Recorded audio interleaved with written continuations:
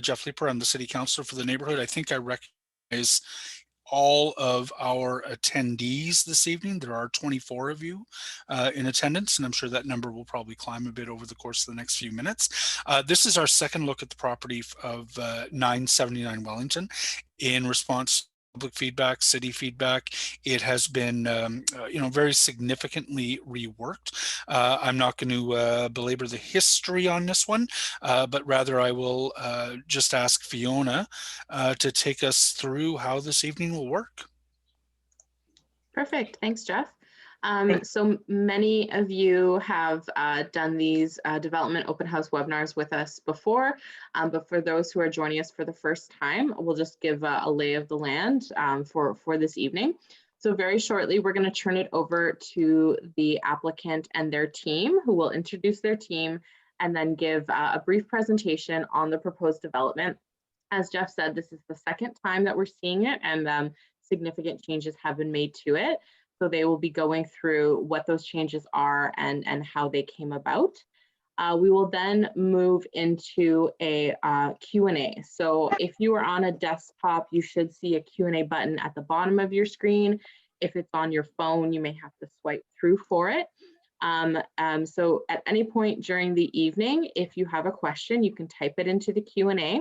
I will then read the questions out loud, and one of the panelists, whoever is most appropriate, will answer that question, and then you'll be able to see and read the question that the person submitted as well. So for example, just to do a little test, earlier this evening, Elizabeth asked, are attendees automatically muted and have their cameras turned off? So yeah, we're in a webinar format, which is why attendees don't have the video or microphone access tonight, but you're gonna wanna communicate to us through the Q&A. I'll read that question out loud and someone will answer it. We also have here tonight Simon Diaco. He's the lead planner with the city. So tonight you're going to get a lot of information and have the chance to ask some questions.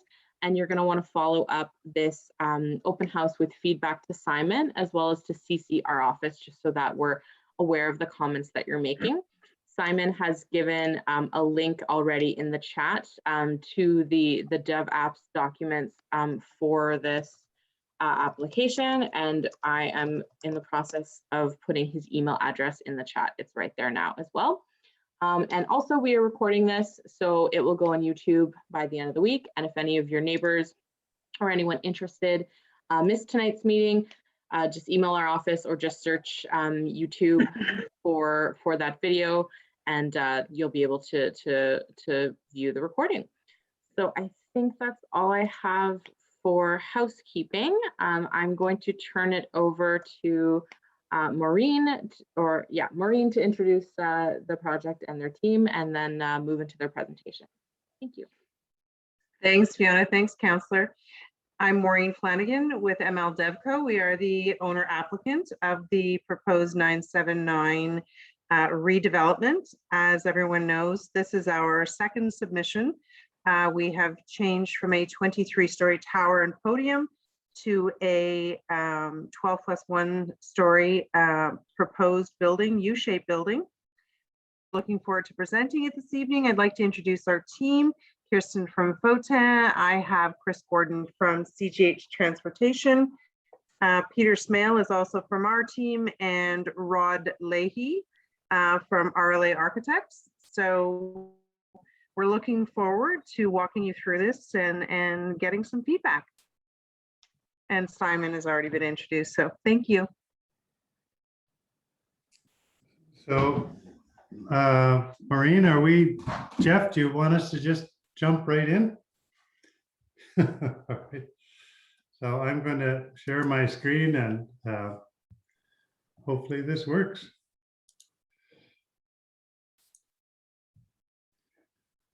I'm hoping everybody can see the screen. Yes? Good. So good evening, everybody. Thank you for taking the time to be here. I will try to be brief.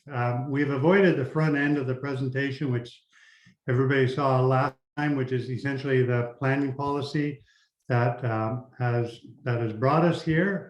But Kirsten Nietzsche from FOTAN has the presentation available. So if there are specific questions regarding planning policies and her planning rationale of supporting this proposal, we can bring that up after my presentation or during the Q&A if there's a specific question. So I'm going to jump right into the project. There'll be a little bit of repeat just to get everybody familiar again with the site and its context. So the site is at the intersection of Garland, Wellington Street, Somerset Street.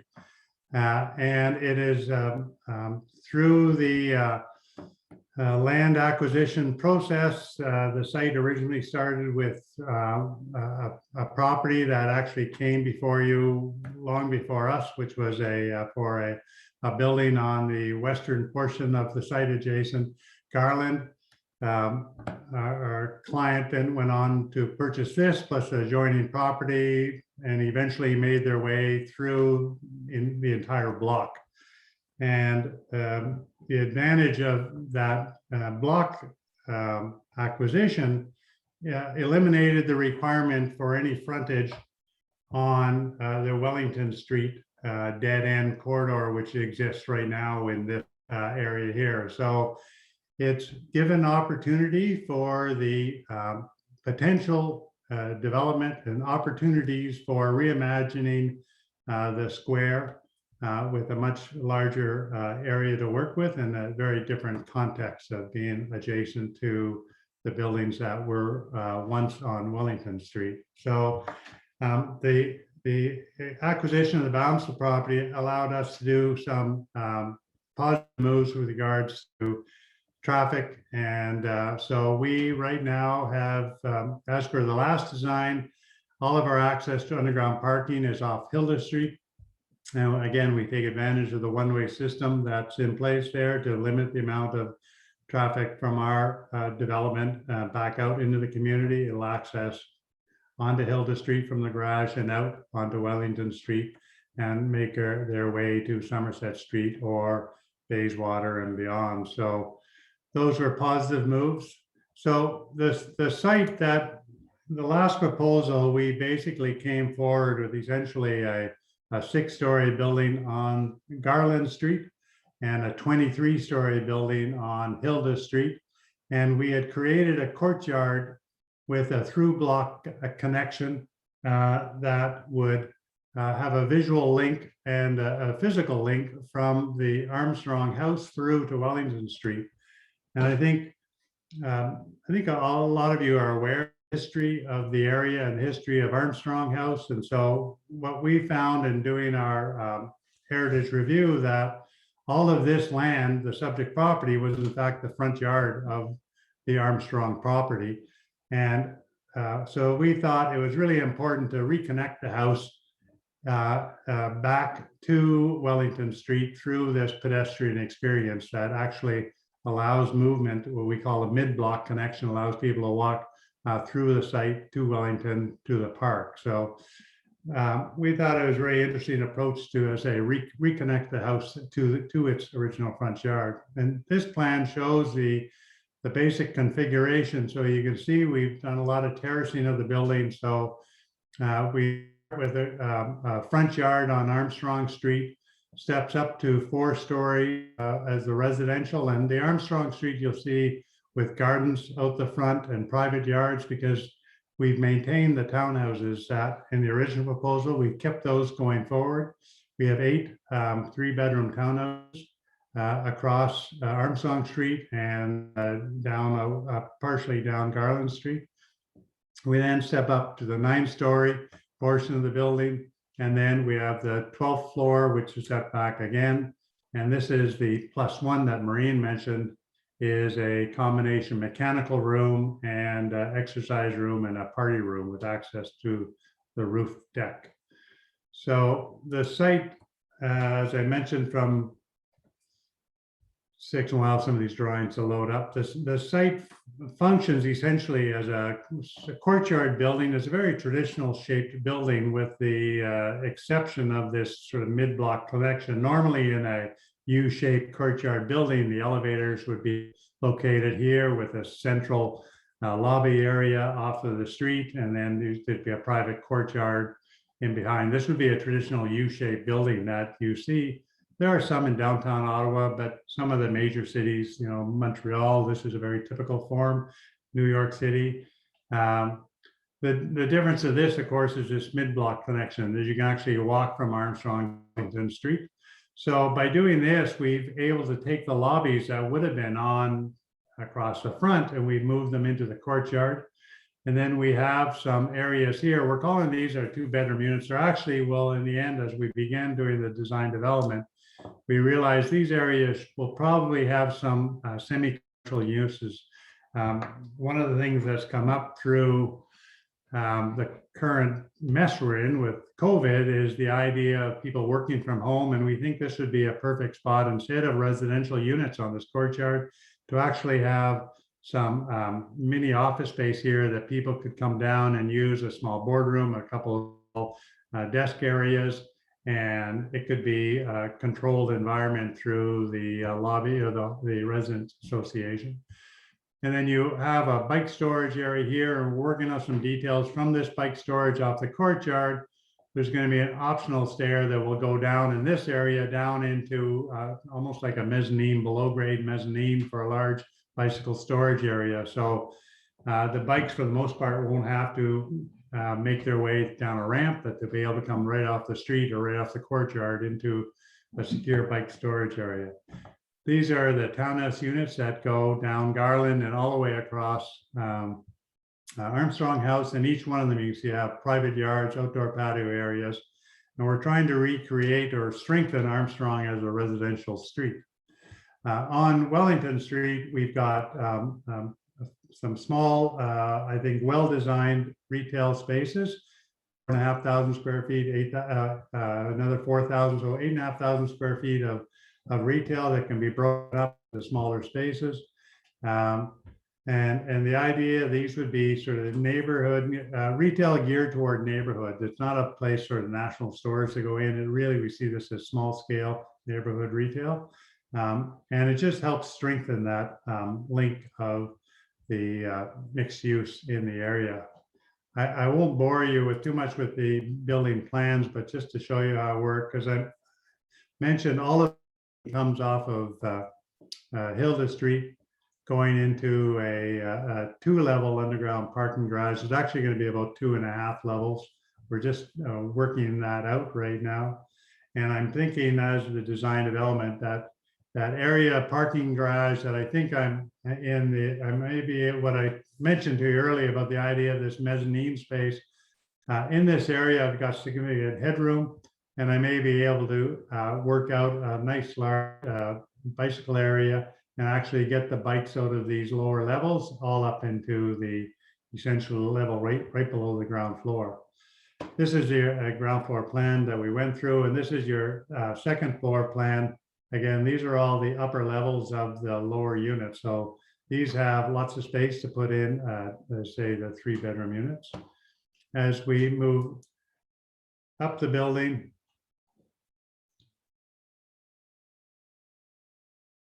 you can see the terracing that we've created and the sort of setbacks as we move up.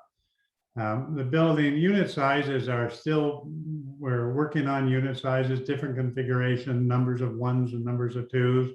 Right now, in terms of total unit count, we're right around the 260 mark, with a combination of 1-bedroom and 2 bedrooms plus the 3-bedroom townhouses. There may be opportunities on the upper floors to have some larger 2-bedroom plus studies, which could convert. But this is the, I say, the level 3 plan, and then the level 4 plan is the same. It's just a different architecture you'll see in the elevations. On the 5th floor, it sets back with a terrace area on the roof of the 4th floor. And then again, on the roof of the 9th floor, the terrace moves around. And then if we just go to the penthouse level. So we have the upper upper residential units, which could be an opportunity at this point, to put in some larger units as we start doing the design development. And then this is the mechanical room on the upper floor. You see a mechanical area.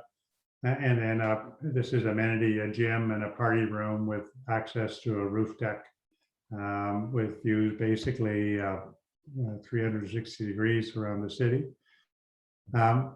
These are our preliminary elevations, and I just remind everybody we're actually in right now. This is a zoning application right now, so a follow-up presentation will be made to you through the site plan process, and over the next few months, we'll be working to refine these, do our material selection, and really sort of define exactly what this building is. But we're coming to you with some of the ideas, and it helps the planning department sort of envision what this could be without at this point really not laying down strict use materials or color. But what we've tried to do is take this building and break it into smaller increments along the street that sort of repeat that sort of vertical rhythm of the street, and then use this glass connection to connect the two halves.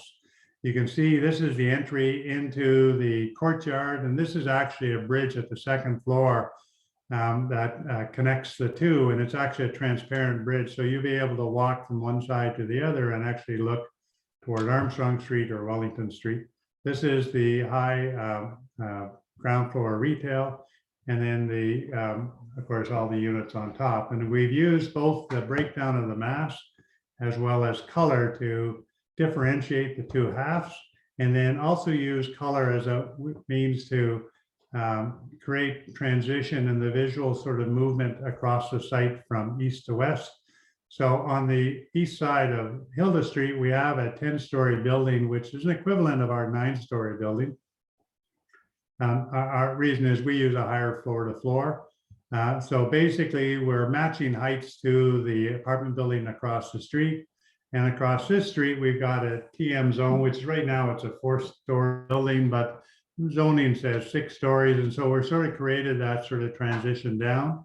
As you round the corner onto Garland Street, you can see that, again, using color to break up the mass and separation into smaller bits, you can see, again, this sort of visual line of transitioning down to the Armstrong Street. You can see on Armstrong, we've got the 4-story building with the upper floor in glass and really sort of helping to sort of line up the 3-story of solid to the Armstrong building across the street. In this upper right-hand corner, you can see the view of Armstrong Street. And we've actually pulled the sandstone material or used a similar material off of Armstrong House on the townhouses, try to create that relationship across the street. And you can see this is the opening through into the courtyard and the Wellington Street. And again, as we go around the building to Hilda Street, you can see that shift in materials and color and separation. The red line is a line used by the city in terms of it's basically to look at the impact, the visual impact of our building on adjacent properties. So it shows you sort of the transitional quality of what we're achieving through this design. I have some sections through basically showing you the courtyard on both sides of the courtyard. And you see this is this bridge I mentioned that goes on the second floor. So walking through here, as the pedestrian walks in, it's quite a high space. You'll walk under the bridge and again to a high space, and then you have this bridge where people can stand and look both ways. And this is the lobby areas, and this on this side, these are these commercial spaces that could be used for office.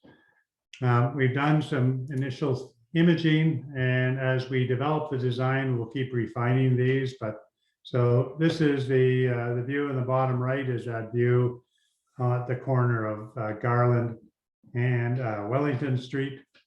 The view above that is just the reverse view, and you can see the larger green space now is brought right up to the sidewalk in front of the building. This is the stepping back on Armstrong Street, just the two views, one from the east, one from the west. some quick views, more pedestrian-like walking down the street. Again, you can sort of see this transition I was mentioning to the lower scale building on Wellington Street. And again, this link to our 9-story portion and the 10-story building across the street. I think it sets up a nice language and it responds nicely to the context. The last slide, in terms of images, just showing you, this is the Armstrong house with the sandstone, and again, repeating the sandstone across the street, and the idea sort of picking up sort of the upper dormers with our upper glass area, and just sort of a little bit of fun with the architecture. And really, these are these townhouse units. So these are all first and second floor, these 2-story units with their private yards and sidewalks. So again, reinforcing Armstrong Street as a residential street. This is our rear, our entranceway to the garage, our shipping and receiving off of Armstrong, as well as the back lobby area. And this is just a view of the potential of this extra large green space against the building, with options for increased space. We've included with our application our shadow analysis between the 2 buildings, and as I mentioned earlier, this is generally taken between the 4 days of the year, calendar days, equinox and solstice, and then using time periods. Oh, sorry. I should say, sorry, 8 a.m., 10 a.m., 12 to 4. We can keep going. These are the times that the cities generally ask for. So I'm happy if somebody wants us to pick at 6 o'clock in the afternoon or 8 o'clock in the afternoon. These are generated through the computer modeling.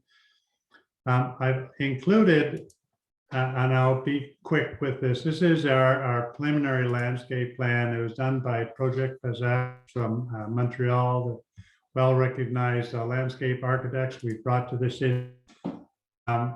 And just to show their sort of, let's see if I can move this. Yeah. Their sort of planning analysis of the potential that could take place. Now, we're not in any way beginning to dictate what could be. They just thought it'd be interesting to look at the potential of what could be here. So again, the idea is you've got this increased, we'll call it the lawn, the idea that you can have this green promenade through here, increase the green space. We can still have terrace space on the city sidewalk that could be expanding the commercial uses within here, whether it's restaurant or even just displaying household goods if it was that type of store. So there's opportunities to make this a very active, people-friendly space. They've done some interesting imaging. I'm happy to, of course, the council will have this, but you can see that these are some of the projects they've worked on, and some of the imaging that they've done with the idea of using this public-private space can be really something exciting that we don't have a lot in Ottawa. I think Zibi is creating some very unique in their proposal. I think we're going to be very impressed with the work. They actually did a lot of the master planning for the Zibi project. So some of these images may come from that same presentation. They did a quick landscape plan, basically talking about the program, access points, the idea of vegetation, visibility, and then moving into sort of images where they draw upon images to create their sort of landscape plan that sort of fits in within the architecture. So basically they on their own sort of out of the building we're proposing and use those images to create that concept. You can see this idea of this diagonal carpet, almost like a textural approach to the pavement going through, and then the idea of, as I mentioned earlier, that garden in between, and then out onto Armstrong Street, and then the private green spaces across across Armstrong Street. And then I can leave you with just some blow-up images of those spaces, and they've done some initial planting. They're very aware of the reduced light in the courtyard. They've modeled it based on what they see as the true potential to make sure things grow. And they did some quick imaging as you walk into the space, the potential. So we're currently working on a space right now. In fact, it's just opened up on Spark Street, where we had a space quite a bit smaller than this, and it's not open-ended. And again, it has very high buildings on one side, I think 9 stories on one side and 18 stories on the other. And we've created this beautiful oasis, and that one too is all Northern Light. And it's a beautiful space. It's a very urban space. It's not going to be your traditional courtyard, but it is going to be something unique that the public is encouraged to walk through and really get from the community in behind to Wellington Street, and be able to get from Wellington Street into the back community and to take advantage of this great neighborhood. So that's my presentation, and I may just go back to site plan and leave it there, and then we can start our Q&A unless there's anything else, Jeff, you'd like me to speak to. No, I think we can just jump right into questions. Thank you very much for that, Rod. Yeah. Perfect. So I have about 4 questions already in the queue. I do see someone with their hand raised, so we're not doing raising tonight. If you have a question, just input it in the Q&A. Sorry, before I begin, I forgot to pass this back to Maureen because I know she always likes to add something after my presentations. So you did a good job, Rod. No, it's all good. It's all okay. Sorry. Yeah. Okay. So the first question, have you considered puzzle parking? Perhaps then you could have just one level of parking. Rock here is very hard and takes a long time to excavate. We have, and we still are. And it's been used not overly successfully across the street at the, I'm going to forget the name now, the one across the street that was done, the 4-story building. The Eddy. The Eddy, yes, sorry. The Eddy, I think, used puzzle parking there. There are other systems that I think work maybe a little better than that, but we are looking at that right now as a cost alternative to the rock excavation. There are always with issues with it in terms of the operations of it, and what happens when it breaks down, as the people in the Eddy know full well when it breaks down. They've had it happen a couple of times, so it is being looked at for sure. Okay. How many of the current units are occupied? Are you aware of the intent to implement a vacant unit tax? How many of the current residential units are occupied? We have both residential and commercial units occupied on the entire block. No, you're talking in the future, Fiona? Sorry. I have just as much info as you guys. The question is, how many of the current... I would rather, sorry to jump in, I'd rather we don't get into a proposed vacant land tax. We're nowhere close to that in the city of Ottawa. I appreciate the comment, but it's just, it's adding confusion to an issue that doesn't exist right now. We'll cross that bridge when we get there. Thank you. Thanks, Okay, thanks. I'm so confused. Are there going to be 4 separate buildings? No, it's one building, and it is separated essentially only on the ground floor, but the ground floor acts totally independent of everything. So other than we have split, normally there'd be one lobby in this case to reduce the amount of internal travel. We have 2 small lobbies, and maybe I can just, is my screen still active, by the way? Okay, so you'll see that we've got 2 smaller lobbies serving each half of the building, but once you hit the second floor, you're connected as one building. So it's just, we're able to use this mid-block connection, and the fact that the retail doesn't have to connect, these spaces don't have to connect with each other. The townhouses work totally independent. They can fed right off the street. The residents of these buildings, if they own a car, they'll park their car come up to the lobby, they'll walk down here and they'll go into their front door. So it's truly a sort of a residential experience owning the those not owning, but renting those townhouses. Yeah. So it really is one building. It's just at grade. It's separated, and maybe it's the second floor. You can see that second. Actually, I'll just go to the. Sorry.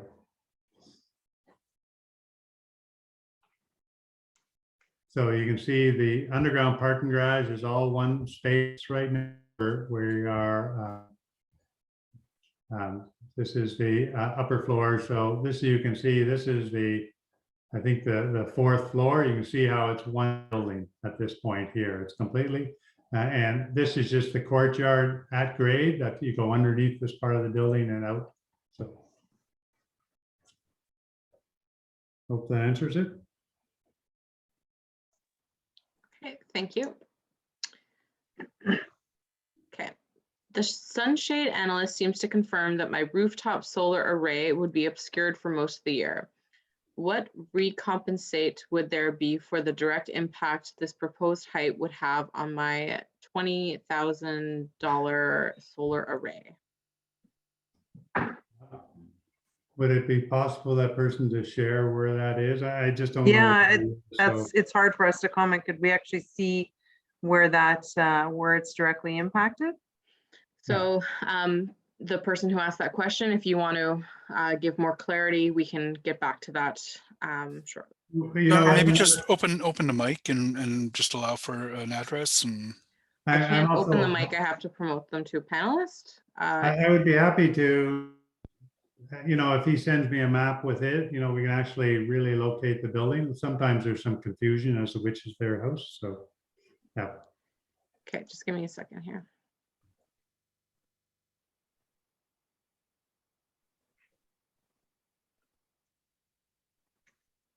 Okay. Sorry. I'm not seeing them respond, and I'm asking them to talk and they are not responding. So maybe we can come back to that. Yeah, Fiona, if you get an address from them, I can actually map their house on this thing. I can expand the image to make sure it captures their house if it's not on this map. So, okay. Yeah. Thank you. Okay. So we'll circle back to that. Okay. How many parking spaces are planned as of now? So on the application, we did go in with 180 stalls. We are certainly not looking at doing 180 stalls. I think we're doing the minimum required under zoning, which is 148, 26 of which would be visitor parking. The number is fluctuating because our unit count is fluctuating. We had 271 when we first went in with the application. We're a little bit less than that now that we're planning out and getting into design development. So we will at minimum, at maximum be the minimum required under zoning. Yeah. I think we're right now we're hovering around 141, I think, because we dropped from 270 down to 258, I think, in terms of units, something like that. Okay, thank you. Okay, this person has 3 questions, so we will take them one at a time. Somerset Square has been a community park / garden since around 1990, which was emphasized during the comments on the initial proposal. How do you still justify proposing to use this space as part of the green space for the building? Amenity space for the occupants should be found on your property, not on city property, which is part of the green space for all.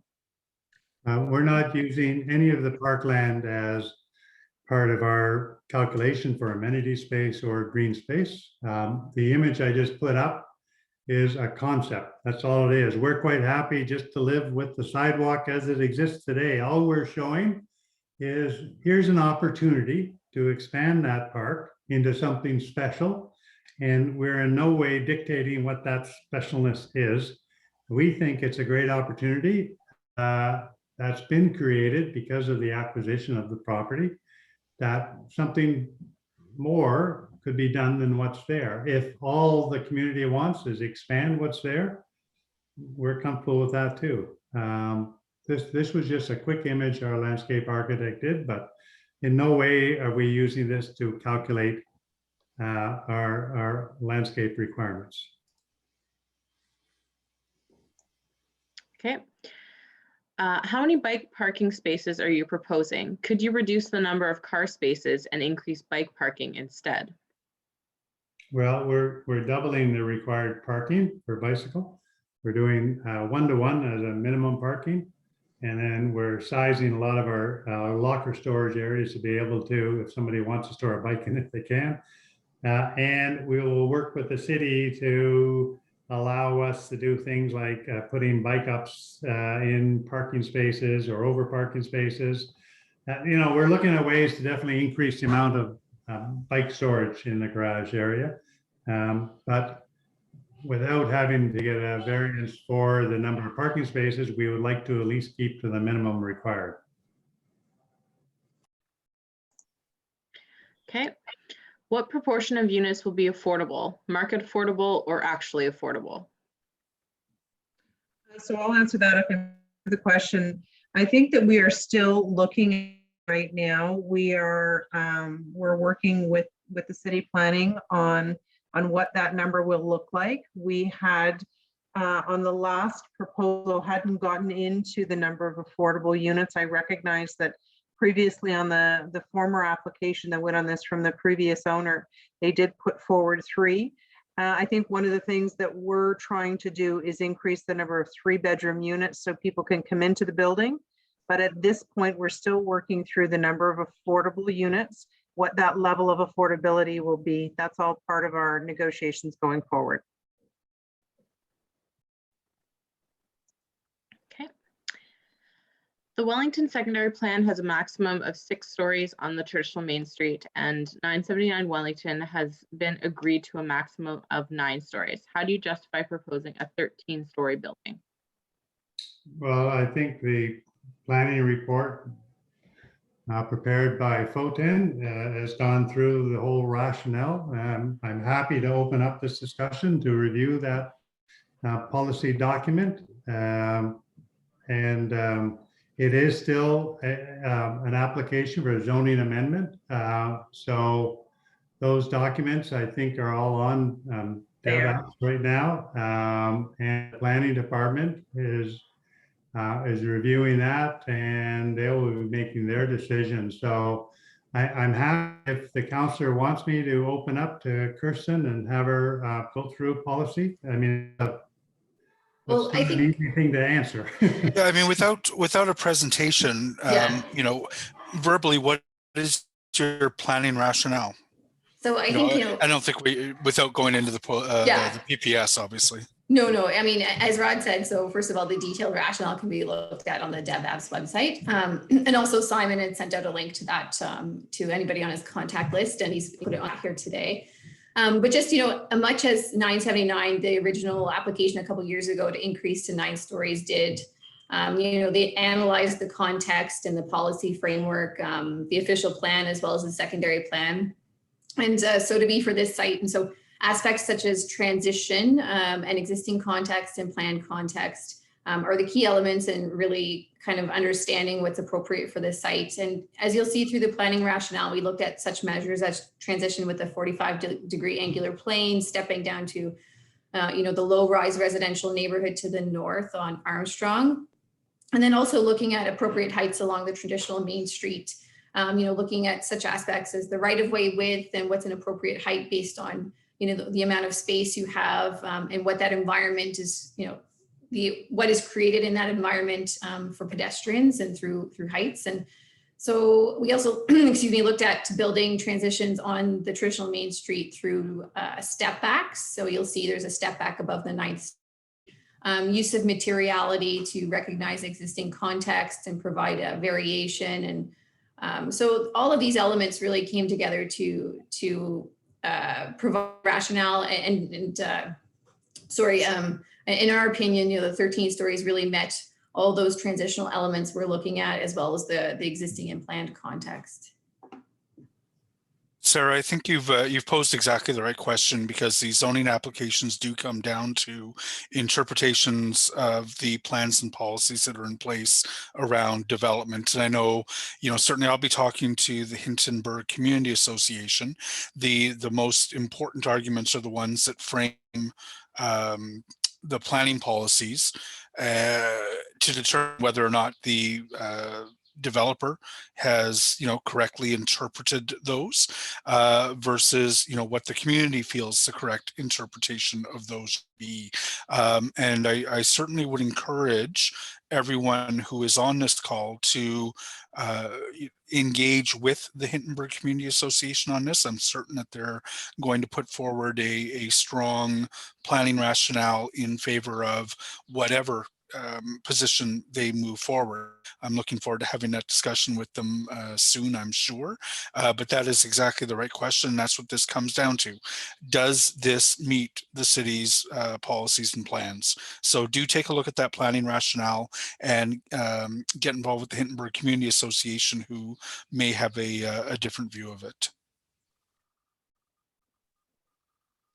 Okay, thank you. How many parking spaces are provided for residents, for commercial, and for visitors?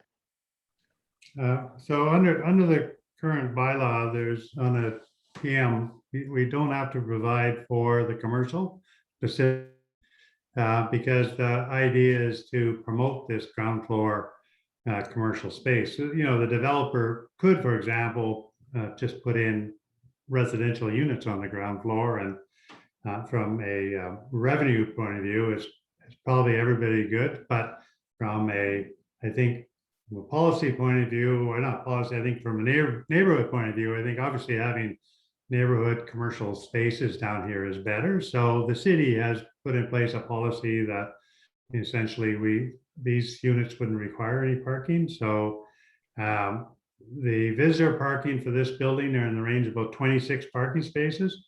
And the idea is those 26 parking spaces would provide parking as well, because people will be able to go down. We'll probably do, I don't know if anyone has been in Westboro Station. There is, if you go down, the visitor parking spaces in a secure area. You go in through the back off of Byron Avenue into the garage down, and the first level is essentially commercial and visitor parking. It's all pay and display.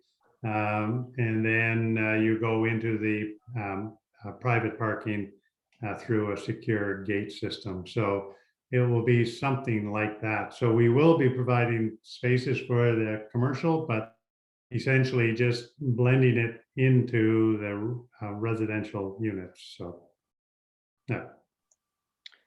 Okay, thanks, Rod. I'm going to combine that question with another question, which is how many bicycle spaces and car parkings are provided? So you've just spoken to the car parking spaces. And what is the ratio to the number of units? I think, I believe, Kristen, we're 1-to-1. Yeah, so So- bike parking 1-to-1. Resident parking for the residential units is 0.5 per unit, but only after the first 12 units. And if it's all located underground, there's also a reduction. So it's actually slightly less than 0.5 per unit. And then visitor parking is required at 0.1 per unit, but only after the first 12 units. And and it has a maximum of 30, but we're not reaching that maximum. But I just wonder if the resident was wondering, what are your ratios in terms of actual number of spots versus actual number of units? So we're looking at, if we go just simplistic numbers, because I can't do the math, if we have 160 units, we would have 80 parking spaces and have the whatever the visitor parking rate that would be. What is that, 16? Sorry, 0.1? Yeah. And for the bicycle parking, we would have 1-to-1, so at least 160 bicycles. But we're hoping actually to increase that. We're doing, and it may be that some of them will need some variances from the planning department on how those are achieved. Already, the planning department is allowing us to put in stacked bicycle cars, bicycle storage. So we're doing a lot of things to try to increase the bicycle capabilities. We think this will be a heavily used bike-friendly building. That's our expectations from this location. And we're hoping, we desperately hope we don't overpark. We don't think we'll underpark. So the goal is not to overpark. In other words, we don't want to be building an extra 20 or 30 parking spaces and nobody rents them. So a lot of study is going into this question right now. So. Okay, thank you. Will there be trees on Armstrong as part of the landscaping plan? Yes, and these are preliminary plans, but I can say pull that up. You can trees are sort of imaged here along the street as coming into the courtyard. So each if we look at this is one half. So each private yard has a private tree, and the garage is actually back from this area. So we're able to do proper growth. And on that note, there's a similar comment. I like the look of the amount of trees on all four sides of the building. Noted. Yep. Okay, maybe I'm confused, but it appears to me in your presentation, you were using the public space of Somerset Square as part of your space to design. Is that correct? No, we basically, in our site plan, again, I'll go back to it, and I understand we didn't know how to demonstrate this. So this right now, this gray area is the city sidewalk. All we've done is we took the road area and we made it green. I could have made it blue, I could have made it purple, I could have done anything, but we just said, okay, right now there's a certain size. Because of this acquisition of the whole property, I don't need to drive a car anywhere along Wellington Street. So we close Wellington Street here, and all of this area can be added to this area. That's all we're showing, and we're not. We think, you know, my landscape architect would love to get involved with doing something in the public benefit. You know, the design of this space. We think this is. You know, this is a very unique and challenging space to do, and it'd be really good to have the expertise, somebody of the quality of this particular landscape architect. We're happy to show this work, but it really will be up to the city on how this develops. We are just showing, again, this is opportunity. This is to do something or to do nothing. If that's what the city decides, they just want to leave this hard landscape here and keep the park the way it is, and we'll go forward with that. We think this is a really unique opportunity that I don't think comes along in very many projects of this size. So we would like the community to get behind it. I'm not saying that, I don't want to say get behind, you know, do this project and then this can happen. I'm just saying this is an opportunity. If this project goes forward, something unique can happen because this is going forward. I'd like to emphasize that the city property remains the city property, but because it no longer needs to be used for vehicle travel, it gives the city an opportunity to expand Somerset Square Park, which would then, I see Simon's got his camera on, so you know that would presumably be considered a benefit to the city in line with the benefits that need to be offered as part of the development if it goes forward. But it's not part of the development. There just happens to be an opportunity, since they don't need it anymore, for some help to the city to make a bigger Somerset Square Park, which naturally I'm very keen to do. And just to put some context to that, because there's a couple comments, Councillor, under the previous approval at 979, there was a Section 37 agreement, and there was part of that approval was to look at the Wellington Street right-of-way and basically remove the curb that's there right now, making it look like a street, an interlock street, have you, but just basically raising that curb, or eliminating the curb and raising the site up so we would have a larger and hardscape in that area. So there, that idea that Rod and his team is talking about has a place, has a history in this site, and I appreciate the comments, but they're absolutely not suggesting this is the way it has to be. And there will be a process if we get there to talk about and think about the best approaches for that space. I see some about some of the elements that were in that park, and we can appreciate the way it functions right now. It is not a soft scape park. It's a hard urban scaped area, and that's not a bad thing. But my long story short is there's potential to discuss what that becomes, and to the benefit, again, in a previous comment, it would be the developer who would be paying for those improvements if that was something that could be negotiated. Thank you. Thanks, everyone. Sorry, and just to say, subject to consultation with residents. Yes. Yeah, that's exactly what I was going to add. For those who do follow our YouTube page, if you go to YouTube and next time I'm listening to someone answering a question, I'll actually put the link in the chat.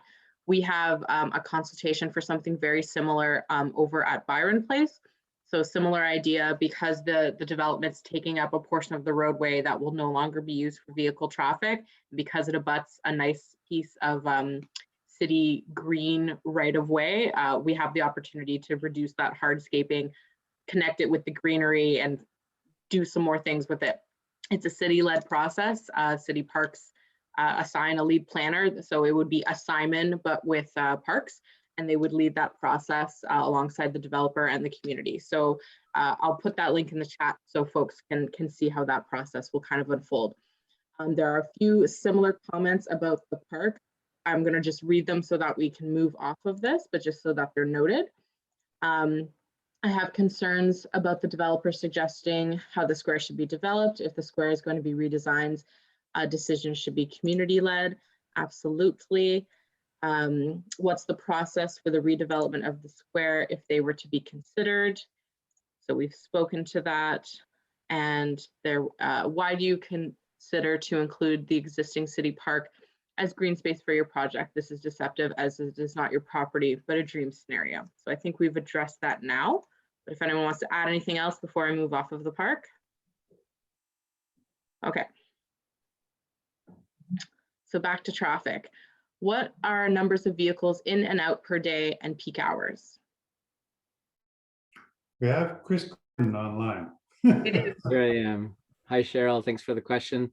So based on the number of units, various modal shares, we've applied to the overall person trip demand. The number of cars going in and out during the peak hours is about 60, plus or minus, a little bit less in the morning, slightly more in the afternoon. But I think that you could round that to about 1 a minute going in and out of the site.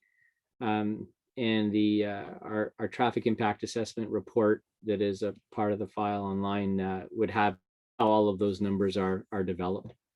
So you can reference that there. Thank you.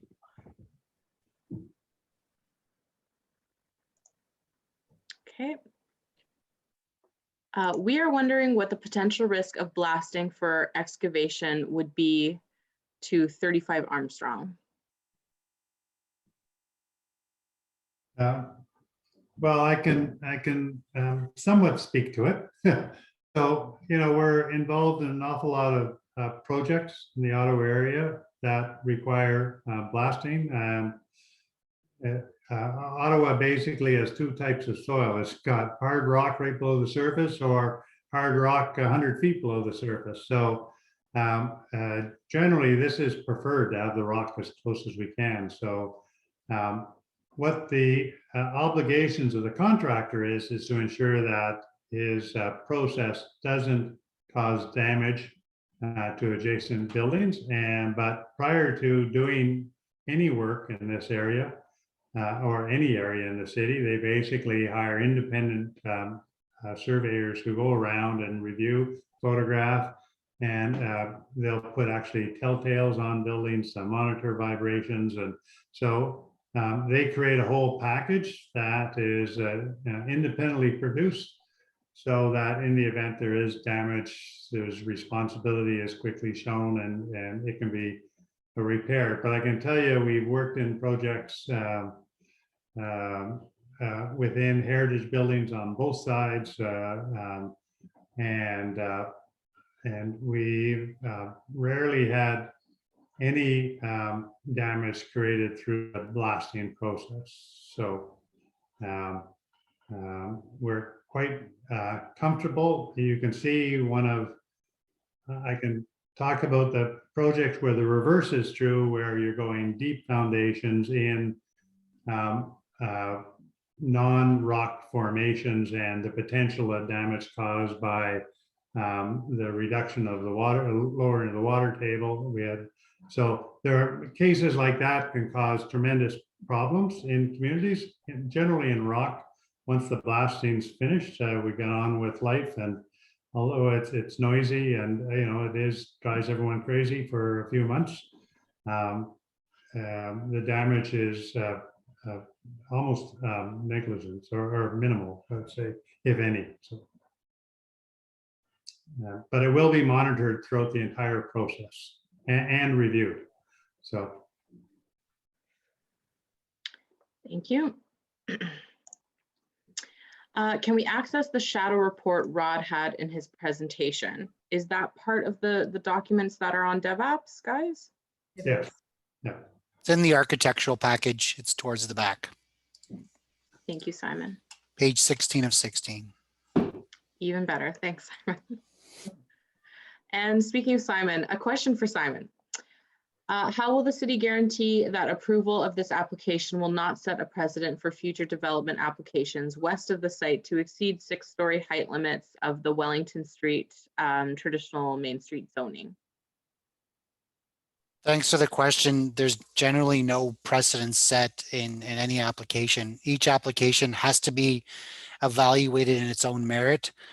This site, for example, has changed contextually with the amount of land that we're dealing with now, an entire city block, which is pretty rare.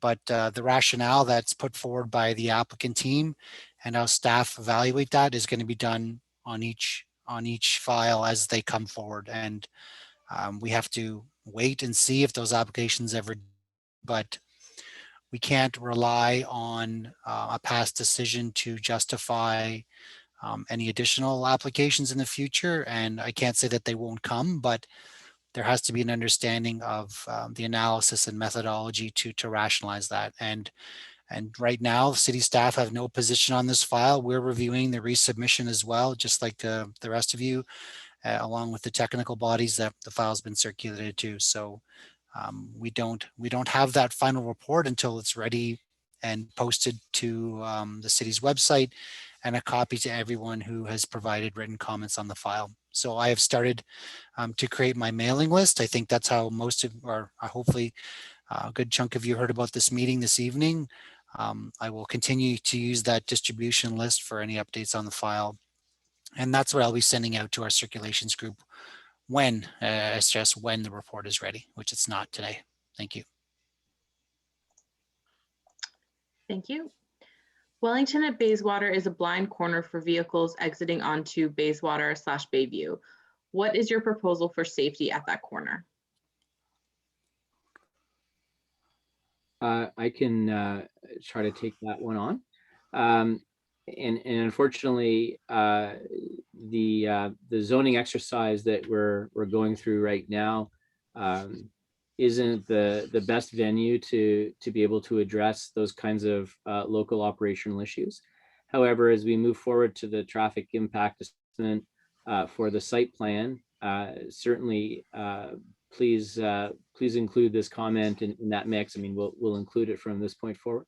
And mostly what we'll be able to do is certainly be able to pass that along to city operations and to try to understand more about what is happening there. If I recall correctly, there are uses on the corner that may impact the sight lines.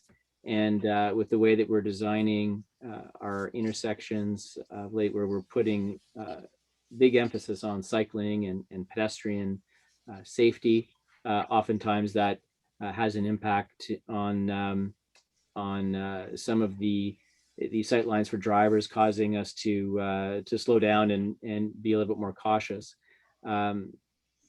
which could also change your feeling as you're maneuvering through the intersection. So somehow through the process, if it's possible, I can certainly forward this comment through our process to city staff and add that to their list of issues that they address. Thanks, Chris. Okay.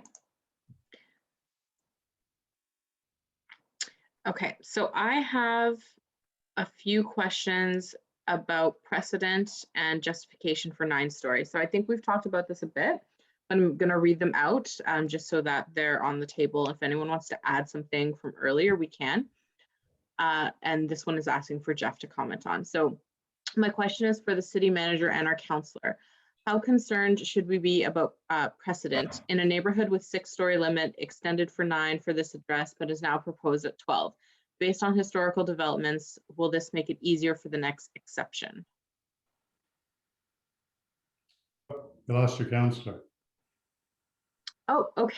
Sorry, I can't see everyone in my panel. Okay, we will hold that and I will come back to that. I will pause really quickly. I have 3 hands raised. So just reminding folks, we're not doing raised hands. If you have a question, please put it in the Q&A. And that would be most appreciated. Okay, I will go to a different question. I have not seen a concept like this with a walkthrough from Armstrong to Wellington. How will you mitigate potential noise of pedestrian traffic? That's a really good question. Yeah, these are. And I have done them. I don't think Maureen has done them, but I work with down on Richmond Road on Q West, and we have 2 large openings through the building that leads you into the courtyard of the Sisters of the Visitation, and also what they call Nuns Walk, which runs a walkway that goes all the way through. Those have been kept open the whole time through they've just managed to work nicely. I don't know why or how. So I think our goal is to have this work constantly, that is open. But I think we would have to prepare for a worst case scenario that if all of a sudden it became a place for, we'll say, unsavory after hours activity, we may have to look at some control mechanisms. And I don't know what that is, but the goal is to keep it open. And I say it, the ones on Richmond Road have worked really well. People have been coming through there 24 hours a day, and I haven't heard of any complaints. Maybe Jeff knows of complaints that have taken place. So Jeff, we're just talking about Q West and the openings through the buildings into the Nuns Walk and behind through the Byron Avenue.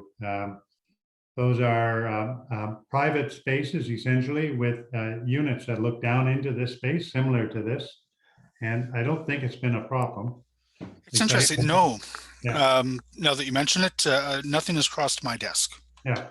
So I guess we'll say we're going to do our best to have that work. And then if the event, I look at it down in the market, one of the courtyards caused, there was a problem with undesirable activities taking place after 11 o'clock. The market is a very different place. That's the one in between the Jeanne d'Arc. It's the middle courtyard. And the NCC actually closed that courtyard off at 11 o'clock at night. The gates close and they can be opened by the residents, but anyone else. But the other 2 courtyards, in fact, the one by the Courtyard Restaurant that goes from George to York, which we were involved with, has stayed open 24 hours a day, never been a problem. And then we're also involved with the Tin House Courtyard, and that has remained open 24 hours a day without a problem. So there are places where this has worked. I don't know why I don't know why the Jeanne d'Arc one didn't work, but the residents there, I think one of the differences that's condominium where the other buildings are rentals. And so maybe rental people aren't as fussy as condo owners. So, but for whatever reason, we've done this in a number of places and it's worked really well. We haven't had a lot of negative feedback. So. Oh. Okay. So Jeff, you stood up. I was just saying there's one question specifically for you on precedent that we've already discussed, but in case you wanted to add some more. So my question for the city manager and for our councillor, how concerned should we be about precedent in a neighborhood with 6-story limit extended for 9 to this address, but is now proposed at 12? Based on historical developments, will this make it easier for the next exception? I don't know. And I assume that Simon has already answered this, but you know, never to anything. All of this is decisions that can be made by City Council, subject to the oversight of the local planning appeal tribunal. Do I think the Sakely building, the LCBO building, would be allowed to go to 12 stories without a secondary plan somehow being voted into effect by City Council? I actually I think that the new official plan would not contemplate that kind of height, except at gateway locations, which I don't think any reasonable planner would consider the LCBO building to be. I think the discussions that we're going to have over the course of the next 2 years, 3 years, as we go through the comprehensive zoning bylaw review, is going to be it's going to be a very contentious discussion around potentially seeing the traditional Main Street go to 9 stories from 6. But I cannot foresee, even if this building is allowed to go in at 12, I cannot foresee the LCBO building allowed to go in at 12, just given the even of the new official plan that is contemplating 9-story heights for traditional main streets. But never say never. You know, 15 years from now, 20 years from now, that could change. But just looking into the crystal ball, I cannot foresee a developer expecting to be able to get 12 stories at the LCBO building. And I cannot see city planners recommending approval of a 12-story building at this location. I'll leave it there. Thanks, Jeff. There's another question that I believe we've already answered, but in case anyone wants to add anything more, what is the justification for asking to exceed the 9-story zoning? So I believe we've discussed this further. Yes. Yeah, and the planning rationale, as Simon's linked in the chat, is on DevApps for everybody to read through. Thank you. Okay, this question comes to us from the Wellington West BIA. In the materiality section of your design rationale, you try to make the case for increasing facade heights moving east from the Wellington/Somerset intersection, but yet you ignore the community design plan rules calling for maintaining the Main Street character of the area with 2 to 3-story facades and significant step backs above. This proposal creates 2 blank vertical walls of 7 and 9 floors on the square. Will the city insist on the CDP guidelines and retain the traditional Main Street character of the Wellington corridor?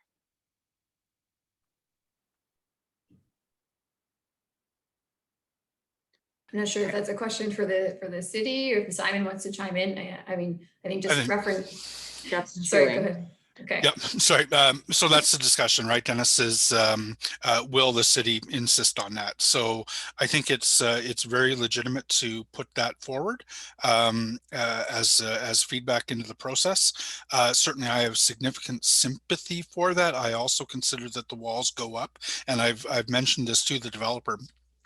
The walls go up in too sheer a fashion without sufficient setbacks, but it will ultimately be up to Simon to read all of that feedback, hear all of the arguments, and then make a recommendation to council.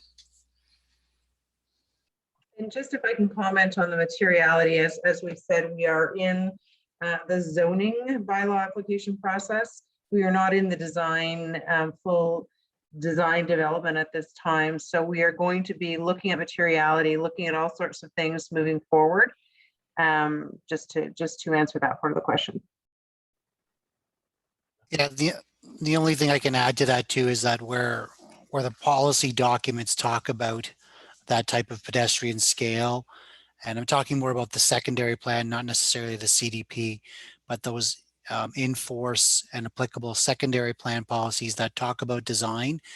The project has to be aware of those first off, and if it is a design that's altering that, then that's a permission or an ask that would have to come into part of the application, and we need to understand that. But I appreciate the comment on how the secondary plan does have language as to that human scale of design for the area.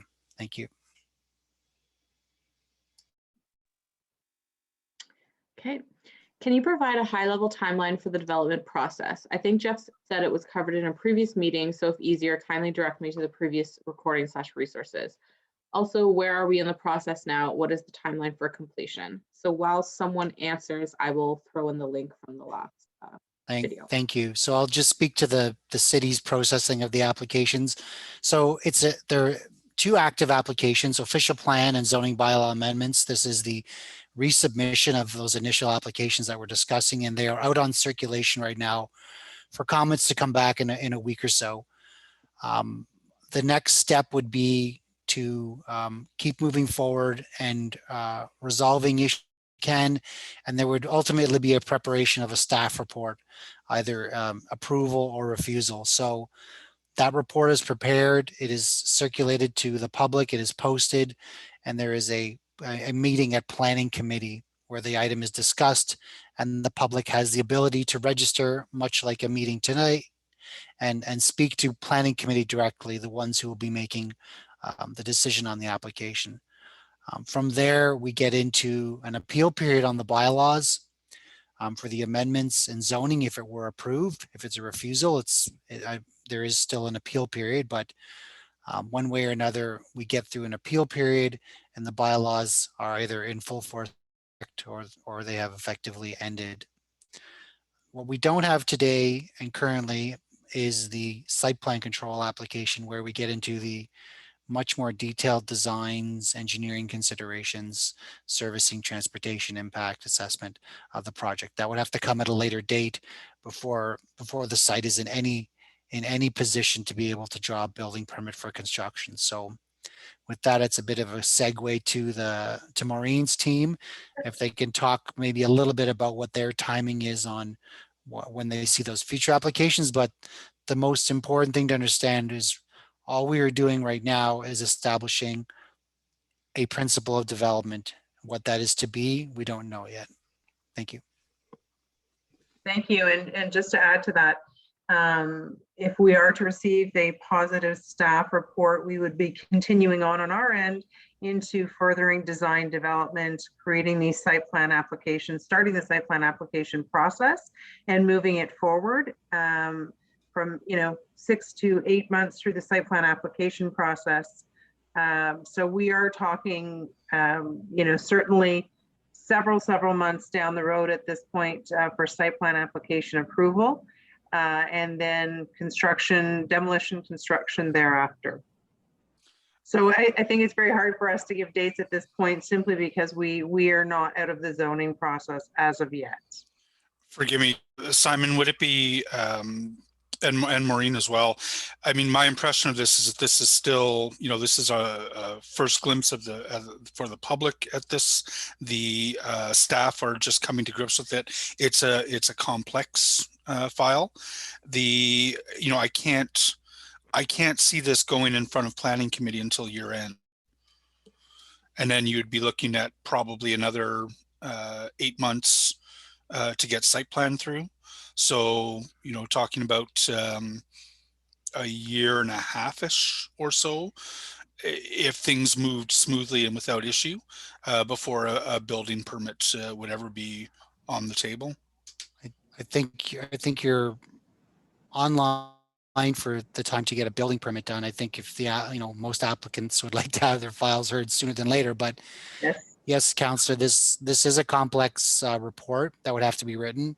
And if you just look at the model of the previous approval, it did include a Section 37 agreement. We don't have that yet. We haven't even started that process. So that all integrated into a staff report if it was to be structured towards an approval. So right now, the most important thing is to provide comments. I did get comments back already on the file, on the revision, which I appreciate. Thank you. But we look forward to wrapping that up and then moving into the next round of issue resolution so that those comments will get consolidated again for Maureen and her team and back into their court to respond to. But I would think we'd be aiming for a report this year. But we're always working a month ahead in our report writing. So like we're well into report writing for May and early June already. So time flies when you're having fun. I'll say that. So we're November planning date. I can't commit, but as soon as we know, you'll know as well, Counselor. I'll put some money on that. Okay. All right. Okay. I appreciate it. Thanks. Okay. How will visitors access the parking garage? They will go in through the same garage door entrance as the residents. They just will be restricted to how far they can go into the building. So after they hit their allocated visitor parking spaces, there'll be a gate at that point that you'll need a card reader to get beyond that point. And then if they decide to do paid parking in there, they would do pay and display parking in this parking, because it will act as commercial parking as well during the daytime. So that all would take place at some point. So that makes sense. So one of the best examples that works quite nicely is the well, in fact, it's if anyone shops at the Farm Boy, that's all the visitor parking and the residential visitor parking. It's all combined with the commercial, and that's combining office space, retail space, and visitors all in that first level. And then you go down to the second floor, and it's all resident spaces. So.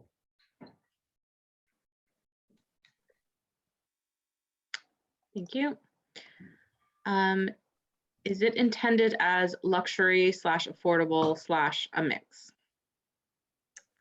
There will be a mix of units in this building, ranging from, as we talked about, we're still working out what the level of affordability will be. It is not our intention to have this building priced out of the marketplace whatsoever. We want to, we're looking to bring families into this building. That's why we have maintained the 3-bedroom townhomes. We think that it's going to give an opportunity for families who can't afford to buy a house right now to have a home at grade level with their own door, their own garden. So, we're still looking at all of those items at this point.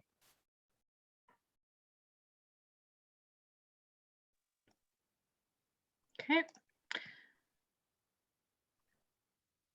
What is the minimum parking under zoning based on? In other words, what rules / bylaws?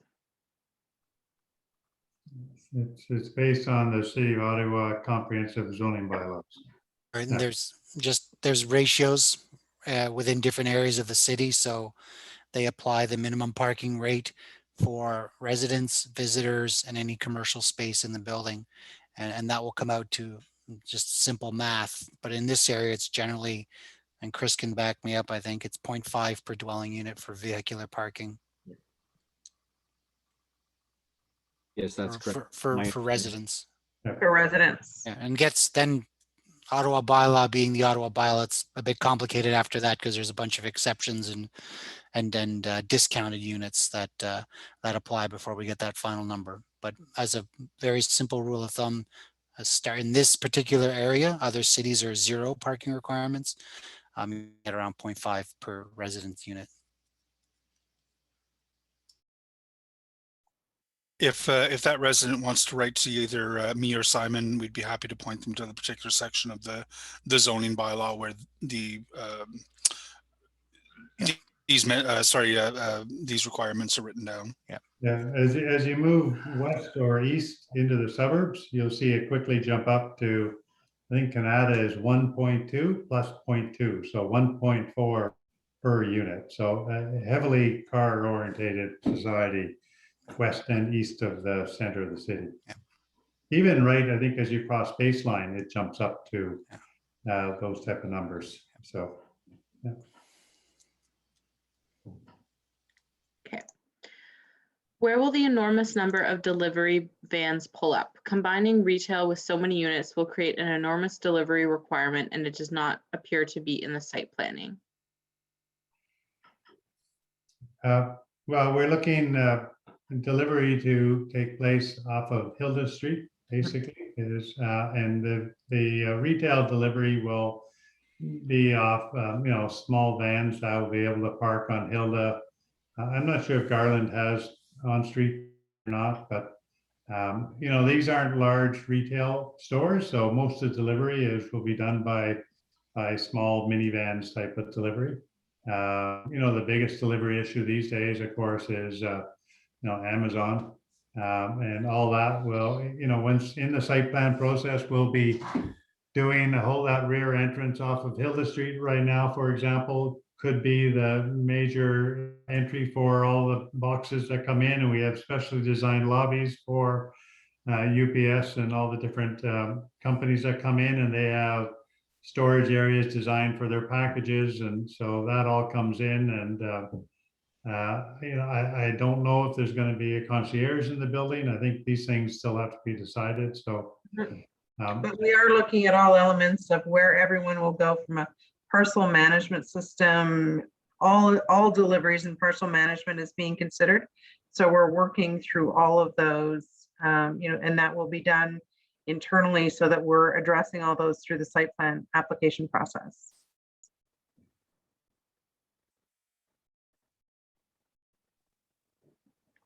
Thank you. Armstrong was envisioned as a secondary commercial alternative to Wellington. This no longer seems to be the case given recent developments. Did the city/developer examine this as an option for the property?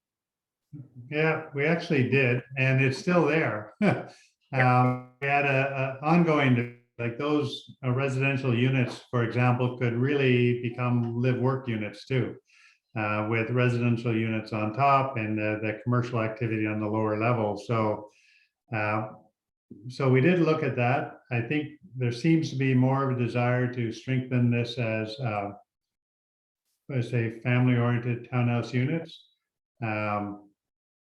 I guess we haven't closed the door on it. I think it really maybe some direction would come from Councillor's office, but the opportunity is there to do that sort of live-work type unit along Armstrong. But somehow, I think the idea of bringing families back into this area is a real plus. So, but we're happy to discuss it. I don't think it changes anything we're doing. Is all I can say is they both can work.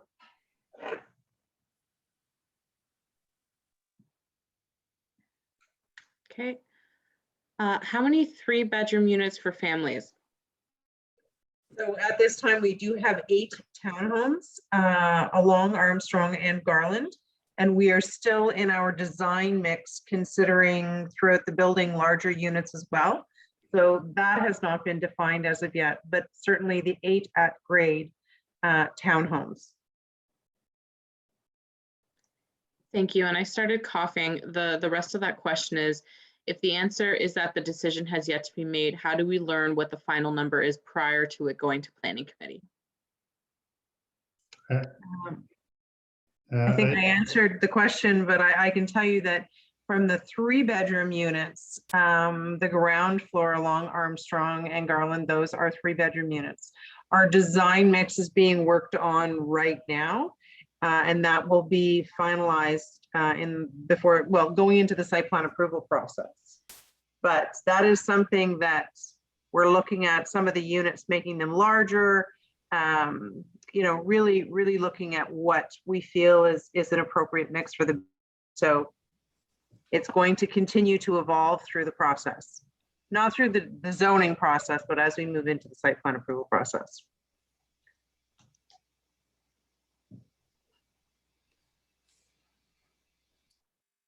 Simon, were you going to add anything? You were unmuted and looked thoughtful. Oh, I was going to say in the case where you're amending the zoning bylaw, or policy, you're asking for new performance standards, increase in height, setbacks, et cetera. So the report will have to understand or explain how many parking stalls are being provided. And that's, if it's as per the bylaw, then that's great. It's, if they're looking at a situation where they're looking to lower a standard, then it goes back to that mathematical process. It's not necessarily going to be locked down in the zoning bylaw if they're always complying to the bylaw requirements. It's in those situations where you're looking for a reduced rate, then that would be the new minimum that provided. And it's, again, your parking rates are calculated on the number of dwelling units that you provide. So there is a bit of an understanding at the zoning stage, but always flexibility built into the project if there's to be a shift in the actual or final amount of 1 and 2 bedroom units. But we do like to work with applicants and understand this is the general project that we're looking at. It's going to have a mix of townhome units, 1, 2, and 3 bedroom units, etc. Thank you. Okay, thanks. Okay. Okay, I have some saved questions about the park again. Okay, back to the park again. This park has been here for many years. After the First World War, a German howitzer captured by Canadian soldiers was placed here for all of Ottawa. It was taken and melted down for Second World War armaments. This little piece of history heritage is to explain to you the important role this square has played for almost 100 years. We think having no setbacks on the Wellington side is wrong. You need to have setbacks on this side as well. You appreciated Armstrong House, and I hope that you will look to appreciate the history on the other side of the building. Thanks. Thank you. Thank you. And there is a similar comment.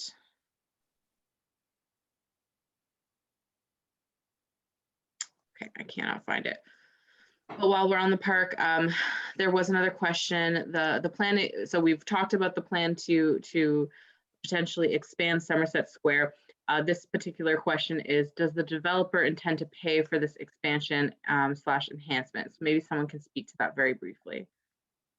As I mentioned earlier, that was a contribution and a financial commitment that the previous applicant was tied to through their Section 37 agreement. So if we get to that point and there's a negotiation process and understanding of the Section 37 uplifts, then yes, that could be a deliverable to the community from Maureen's team. But Rod said correctly, excuse me, we need to have that discussion and understand what the desire is of the community through office on what that treatment should be. So we're not there yet, but it is something that could be negotiated and implemented. Okay. And there was a similar question. What are the development of Somerset Square into landscape green space are designed and costs included in the development? So I think we've answered that. Well, I can just add one other thing. I should perhaps, we created some confusion. What we were trying to do in the purpose, for the purposes of the presentation, was submit alternatives. So people could see that this could be a park. This could be a park that had partial green, partial hard space. All we were trying to do was show the opportunity of something that could be considered by the city, by the community, but by no means were we assuming any rights to say that we think should or will happen to Somerset Square. So just so we're clear on that, we certainly never intended for that to be. It was just to show the opportunity now that we've acquired and done the assembly of the block, how the road could be closed and something else pretty special could be created. Thank you. Okay, perfect. What is it about our two community design plans you do not understand? They are recent and they were developed in light of the LRT plans. Would anyone like to comment on that? Otherwise, it's just noted.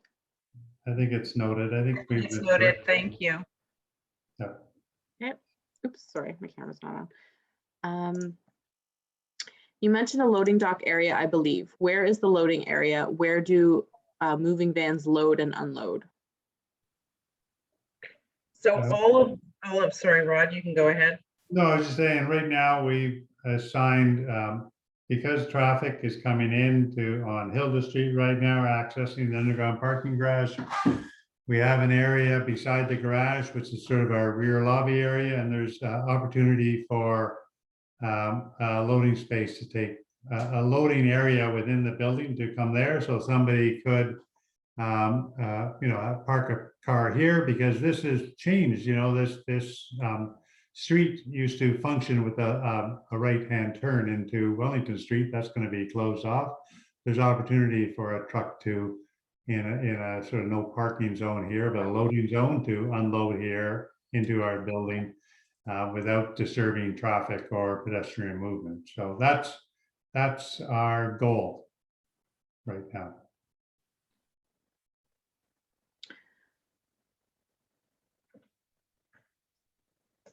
Okay. Okay, so Jay is back. This was the question about shadows from earlier. Let me just make sure he's still here. Yes. Okay, so we think it's 31. We think it's 30. Where was it? I think Jeff had said that, O'Mara. Yeah, we think it's 31 O'Mara, but I'm going to promote you to a panelist temporarily to explain further. So I'm promoting you now.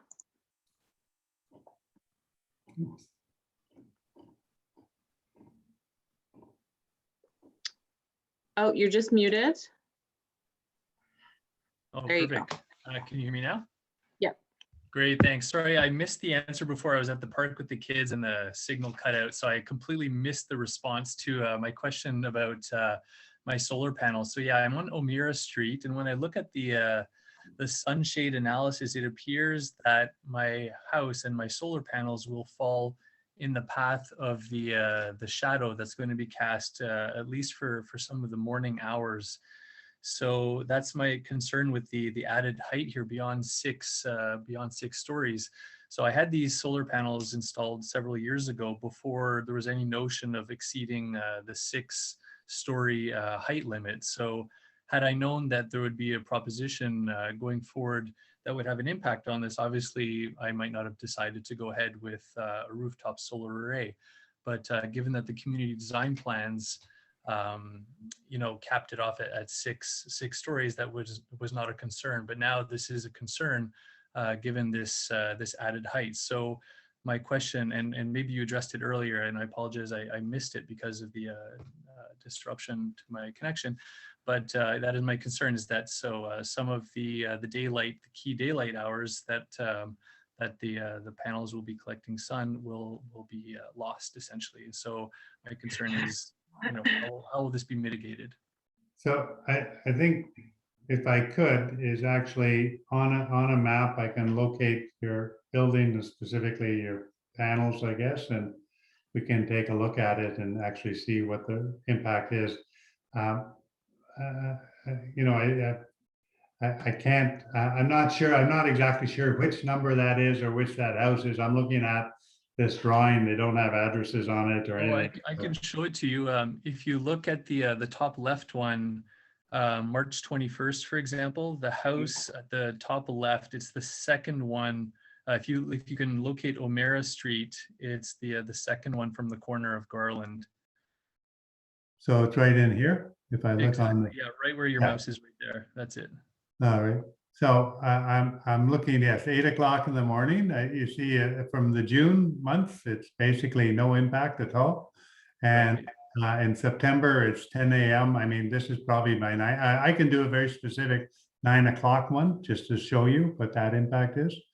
Obviously I can't do anything about December. There is The shadows are long and sunlight is short. I'm not sure how much energy you get through the December months, but I can, it looks to me like you're, at 8 o'clock, by 9 o'clock, probably on March and September, you're probably free, and even impact on our building at 9 o'clock in the morning in December is beyond your building too. So, I think that's going to have limited impact. We're talking about thousands of hours in September. Really, it's only September and March in that 8 o'clock, 7, 8 o'clock in the morning. So, well, no, it's September and March from this quarterly analysis here, but obviously the months in between September and March. but yeah, so I'm happy to demonstrate those. These were done for the city purposes. I can very easily,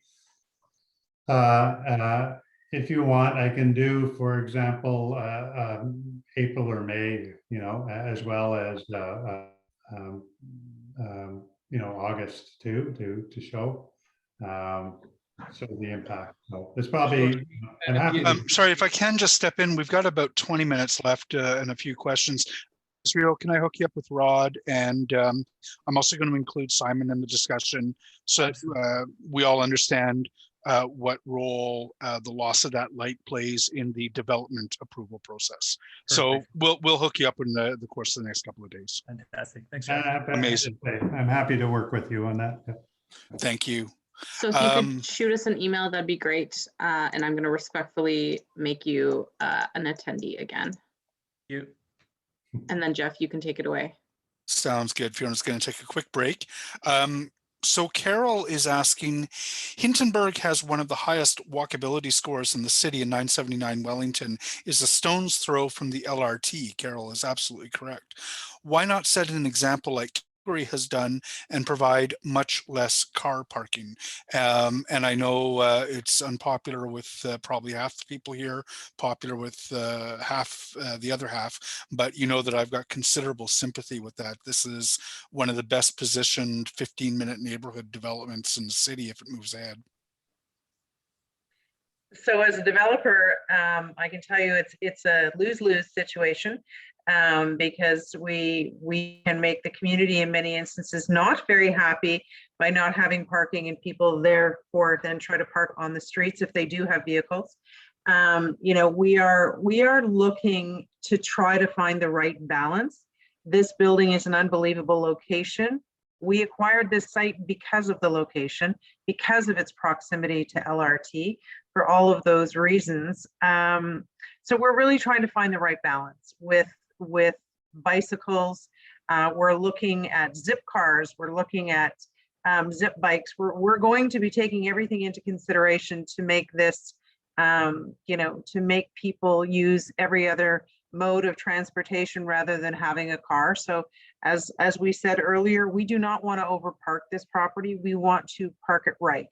And it's a very tough balance to find what people who are going to be living here want. As we talk about people who have children, they may have cars and be wanting to drive them to various sporting events, etc. So we're trying to find the right balance, and we're confident that we have the team that's going to figure that out.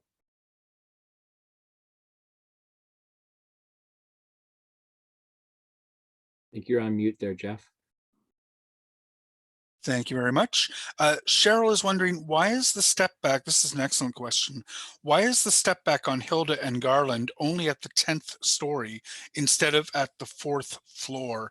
And this is in the vein of something that I'm hearing sort of time and again in this discussion around step backs. But can you address, Rod or Maureen, the step back at Hilda and Garland only at the 10th story instead of the 4th?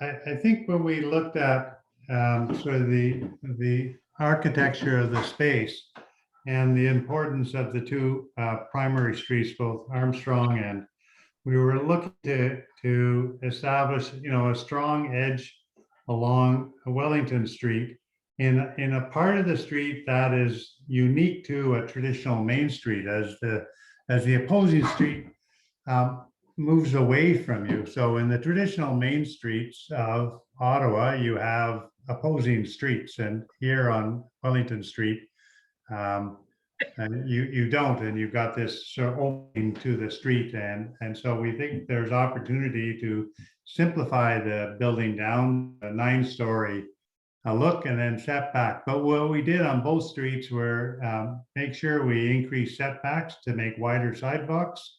So I think there's actually a 0 setback along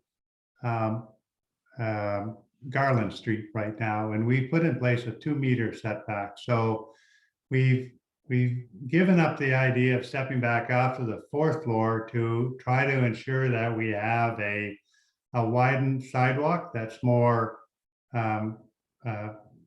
comfortable for the pedestrian walking down the street. And then we're trying to deal with the architecture to in terms of material selection and recesses and all those sort of details to create a well animated lower levels to create that pedestrian, create that comfort level at the human scale. So again, we traded off the idea of setback for wider sidewalks. That's the design approach. I think it was an important trade-off in my opinion, because I think the opening up of the street is more important, I think, than that perceived setback after the 4th floor. I think we can do what it aims to do, is that, again, that scaling, that human scale. I think we can do that architecturally. So anyways, that's the rationale too. Thank you, Rod. Emily is asking, and I might take a stab at this one, is there any financial benefit to the developer by closing Wellington Street and making it part of the park? And I just want to run through what that would be. In return for getting greater height and density, if this moves ahead, in return for getting greater height and density, in the zoning, the developer will owe the city certain community benefits, and that will have a cash value attached.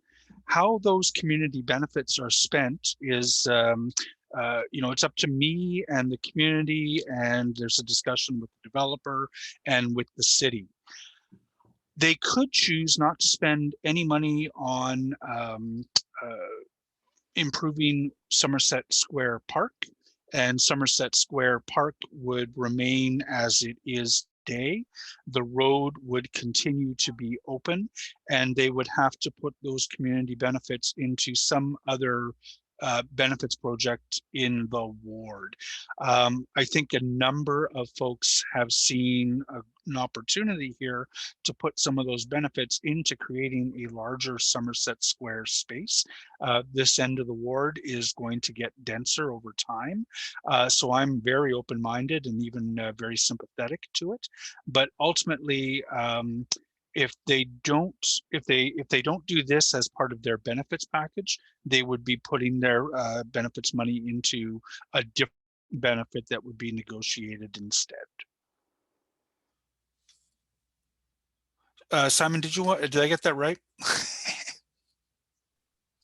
Yeah, I think so. Yeah. There's, at the end of the day, Councillor, I think you're correct. Wellington Street could stay very much as it is right now, if that is how things evolve through a discussion where there was a Section 37 agreement.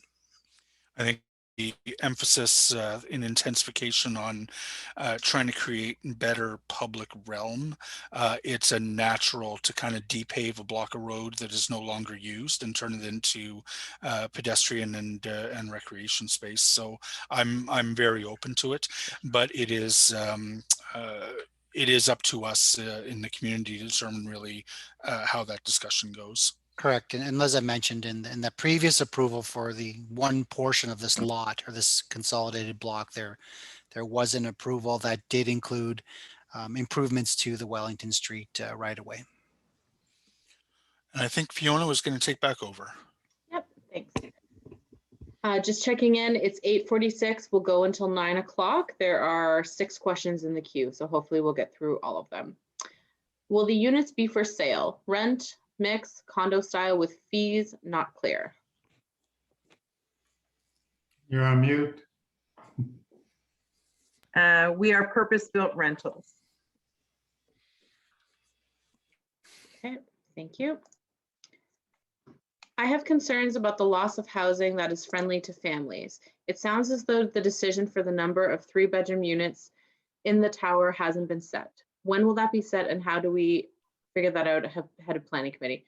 I believe we addressed this earlier, but if anyone wants to add anything that wasn't added before. I think I can maybe clear this up. So again, stated this is a zoning application. Essentially an envelope is being created, which a building will then fit in. The city generally under the current policies don't dictate numbers or percentage of units. They used to years ago. When I started, there used to be a percentage of 3-bedroom units had to be in every development. They haven't done that for a long time. We're saying that as a minimum, we're going to have those 8 townhouse units that are really geared toward families. Even the fact that, for example, they don't have to go into elevator cores, they can go in through front doors. All that is really geared toward family. But there may be opportunity to do larger units that could be 2-bedroom plus a study, that could be converted. We're looking at, flex space where you could take, a smaller unit and maybe somebody could rent 2 smaller units, turn them into a single unit with doors that interconnect. So we're looking at all sorts of different options. Those will all be fine-tuned during the next stage, which is the site plan application. Right now, we're committing to those townhouse units on the ground floor. I don't even know, Simon, if that becomes part of the zoning requirement. So I'm not even sure if the city wants to go that. Maybe they want to keep the door open to live work units. I don't know. So, but we're committed to those ground oriented units. And we think there's an opportunity to put larger units in the building, even our 1-bedroom units. Most of them will be fitted with studies, so that we'll have separate work areas within the unit or to set up small home office. So we're sort of moving away from those 500 square foot units into larger 1-bedroom units with studies. So I think hopefully that clears it, but I don't think we'll be, for the zoning amendment, we won't be saying we are having 10% or 15 or 20% 3-bedroom units. So, but we will by site plan have a very detailed list of unit sizes for every bit of the building. So. Okay, thank you.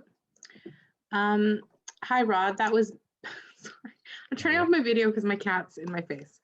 Okay, hi, Rod. That was me, the Hintonburg president, asking about pedestrian traffic. Just wondering, as there has been some loitering in Somerset Square from time to time. Okay. Someone is asking where/when will this recording be made available?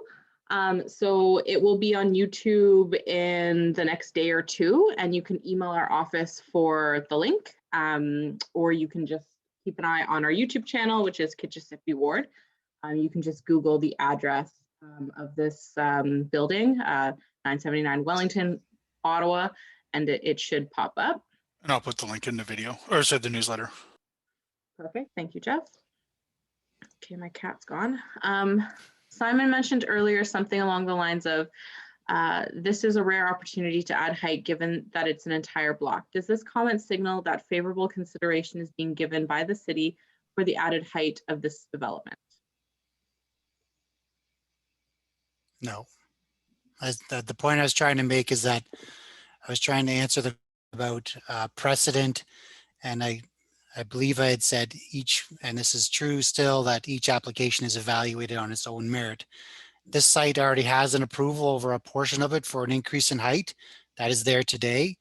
I just mentioned that this is an interesting site because it does encompass an entire city block. So say it again, there's no formal position on this application, these applications to date. Thank you.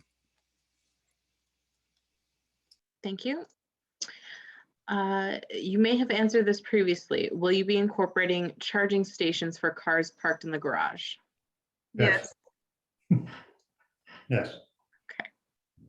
I think if I can, related to that, you mentioned that you were looking at car sharing. I'd be looking for some commitments around a certain number of car sharing spots as well. Yeah. Okay, that brings us to the end of the questions that were in the queue. We still have 8 minutes, so I will give people a minute to add any more questions that they may have been thinking of. So if you have anything left, please feel free to add it. Meanwhile, I'll start to wrap up. So as I mentioned earlier in the beginning, you're going to want to follow up this open house with submitted comments to Simon. We put his email address in the chat earlier. Please CC our office as well so that we can be privy to your thoughts and comments about the proposed development. When you email Simon as well, you'll get on his mailing list for updates. So Jeff will obviously communicate updates through our newsletter. Simon will also communicate updates to his folks as well.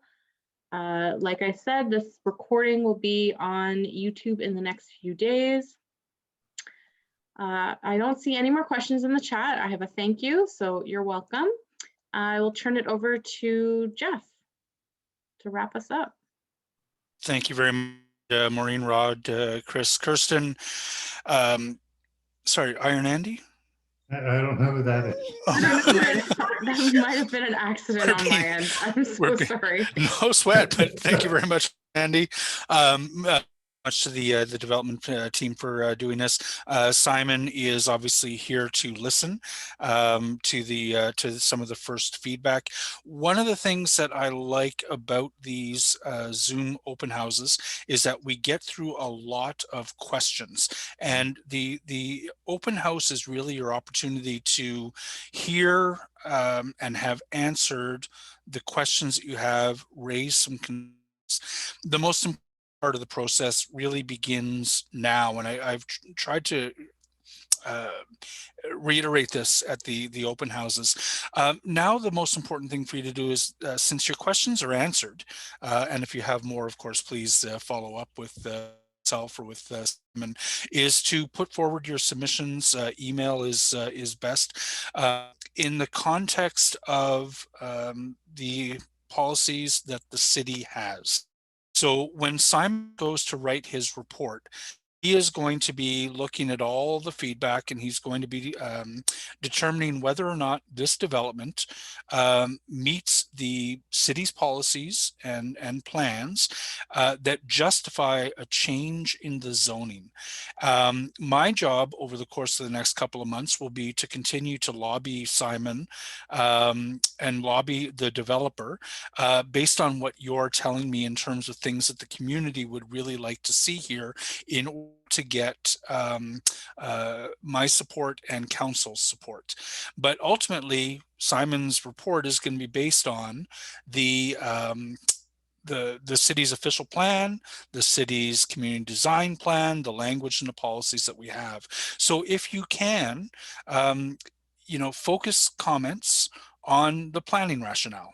The developer has presented a planning rationale that it's incumbent, I think, on everybody here to sort of read. And if you don't agree that this is an appropriate building, frame your comments in terms of rebutting the planning rationale that they've offered, and in terms of supporting policies that you feel this development does not support in terms of the various different plans and policies that the city has.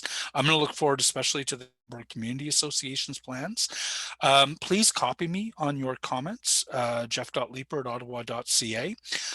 But Simon is the one who's going to have to read all the different feedback. If he has concerns based on the feedback he hears, he's going to seek further answers from the developer where he feels that objections have merit. And then one of the things that will probably really only start to happen as we get closer to a planning committee date. If it looks like this is moving forward, or even after a successful planning vote, is we'll start thinking about what to do with that park. But I am very interested in hearing from the community, is a park expansion, is that something that we should be asking the developer to do with the benefits that they owe the community in return for this building? But the actual design of it is something that would only happen significantly later in the process. But right now I'm very interested in knowing, is this something that you would be interested in pursuing? So with that, I will just say, keep your eye on the newsletter for any further updates and developments. I'm going to look forward to receiving your feedback, and thank you very much to everyone for attending the meeting this evening. Thank you. Thank Thank you, you. Councillor. Thanks so much. Thank you. Thanks, Simon. Good, everyone. Thanks, everyone. Take care.